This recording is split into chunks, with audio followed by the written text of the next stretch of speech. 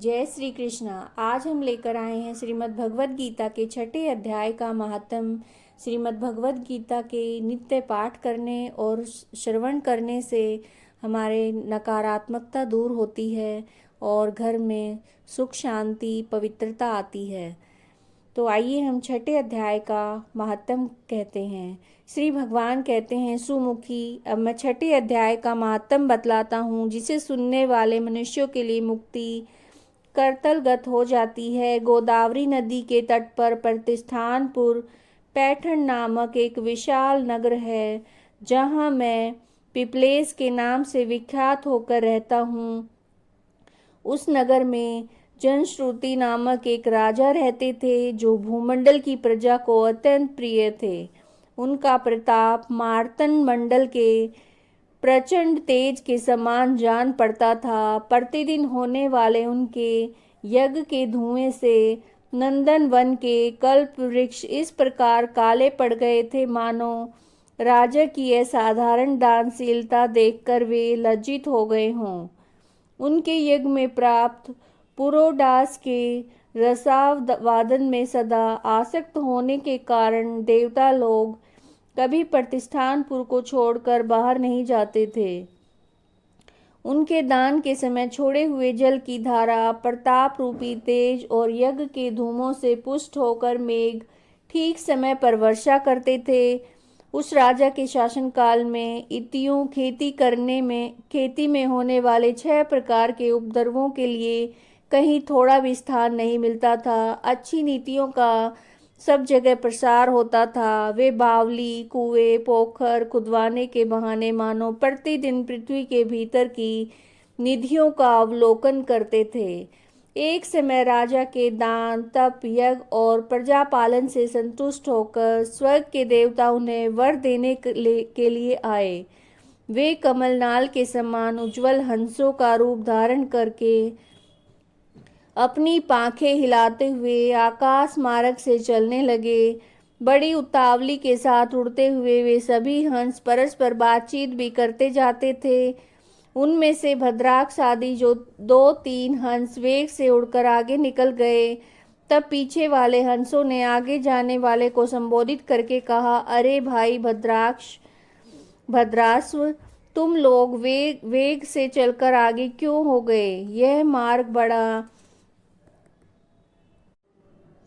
दुर्गम है, इसमें हम सबको साथ मिलकर चलना चाहिए। क्या तुम्हें दिखाई नहीं देता? यह सामने ही पुण्य मूर्ति महाराज जानश्रुति का तेज पुंज अत्यंत स्पष्ट रूप से प्रकाशमान हो रहा है। उस तेज से भस्म होने की आशंका है, अतः सावधान होकर चलना चाहिए।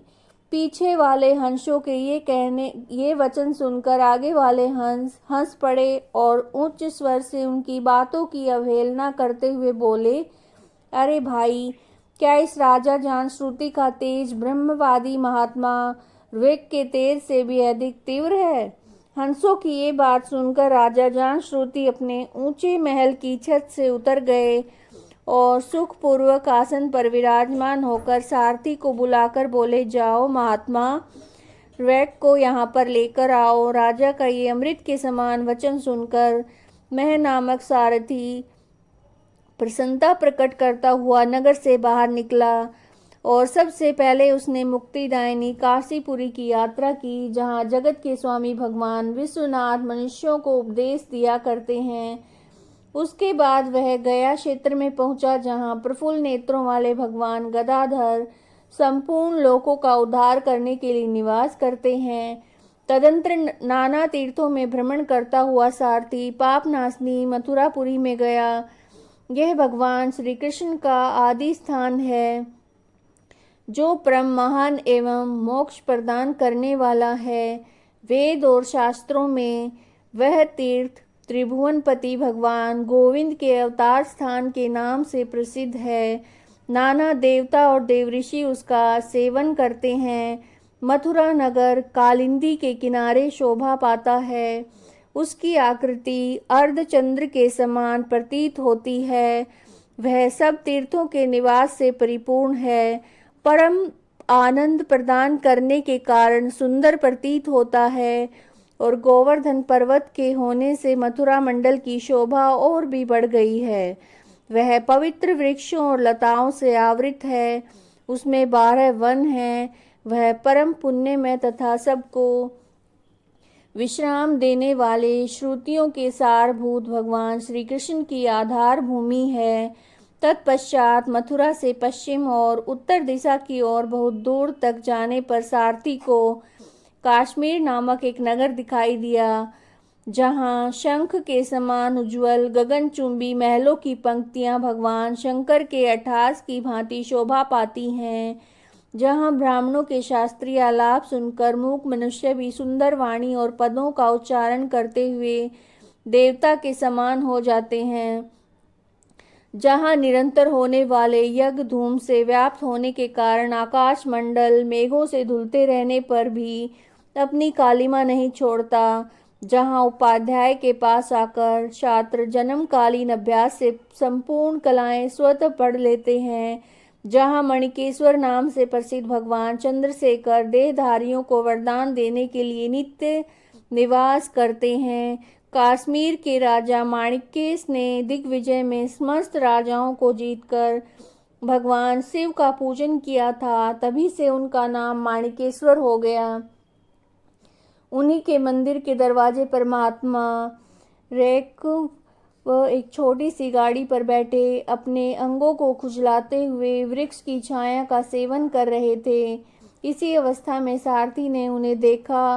राजा के बताए हुए भिन्न भिन्न चिन्हों से उसने शीघ्र ही रैक को पहचान लिया और उनके चरणों में प्रणाम करके कहा, ब्राह्मण, आप किस स्थान पर रहते हैं? आपका पूरा नाम क्या है? आप तो सदा स्वच्छंद विचरने वाले हैं, फिर यहाँ किस लिए ठहरे हैं? इस समय आपका क्या करने का विचार है? सारथी के यूं वचन सुनकर परम आनंद में निमग्न महात्मा रैको ने कुछ सोचकर उससे कहा, यद्यपि हम पूर्ण काम हैं, हमें किसी वस्तु की आवश्यकता नहीं है, तथापि कोई भी हमारी मनोवृत्ति के अनुसार परिचर्या कर सकता है। रैकू के हार्दिक अभिप्राय को आदरपूर्वक ग्रहण करके सारथी धीरे से राजा के पास चल दिया। वहां पहुंचकर राजा को प्रणाम करके उसने हाथ जोड़ के सारा समाचार निवेदन किया। उस स्वामी के दर्शन से उसके मन में बड़ी प्रसन्नता थी। सारथी के वचन सुनकर राजा के नेत्र आश्चर्य से चकित हो उठे थे और उनके हृदय में रैकू का सत्कार करने की श्रद्धा जागृत हुई। उन्होंने 2 खच्चरियों से जुटी हुई एक गाड़ी लेकर यात्रा की और साथ ही मोती के हार, अच्छे अच्छे वस्त्र और 1 सहस्त्र गौएं भी ले ली। कश्मीर मंडल में महात्मा रैकू जहाँ रहते थे उस स्थान पर पहुंचकर राजा ने सारी वस्तुएं उनके आगे निवेदन कर दी और पृथ्वी पर पड़कर साष्टांग प्रणाम किया। महात्मा रैकू अत्यंत भक्ति के साथ चरणों में पड़े हुए राजा जनश्रुति पर कुपित हो उठे और बोले, रे शूद्र, तू दुष्ट राजा है, क्या तू मेरा वृतांत नहीं जानता? यह खच्चरियों से जुटी हुई अपनी ऊंची गाड़ी ले जा। ये वस्त्र, ये मोतियों के हार और ये दूध देने वाली गौएं भी स्वयं ही ले जा। इस तरह से आज्ञा देकर रैकू ने राजा के मन में भय उत्पन्न कर दिया। तब उस राजा ने शाप से भय से महात्मा रैकू के दोनों चरण पकड़ लिए और भक्तिपूर्वक कहा, ब्राह्मण, मुझ पर प्रसन्न होइए। भगवान, आप में अद्भुत महात्म कैसे आया? प्रसन्न होकर मुझे ठीक ठीक बताइए। रैकू ने कहा, राजन, मैं प्रतिदिन गीता के 6 अध्याय का जप करता हूँ।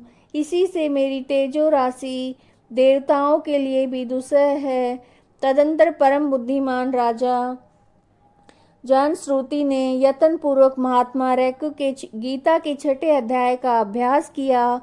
इससे उन्हें मोक्ष की प्राप्ति हुई। इधर रैकू भी भगवान माणिकेश्वर के समीप मोक्षदायक गीता के 6 अध्याय का जप करते हुए सुख से रहने लगे। हंस का रूप धारण करके वरदान देने के लिए आए हुए देवता भी विस्मित होकर स्वेच्छानुसार चले गए।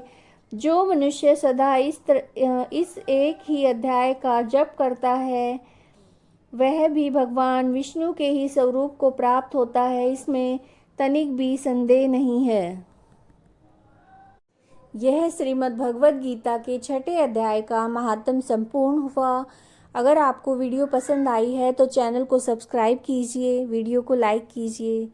जय श्री कृष्ण।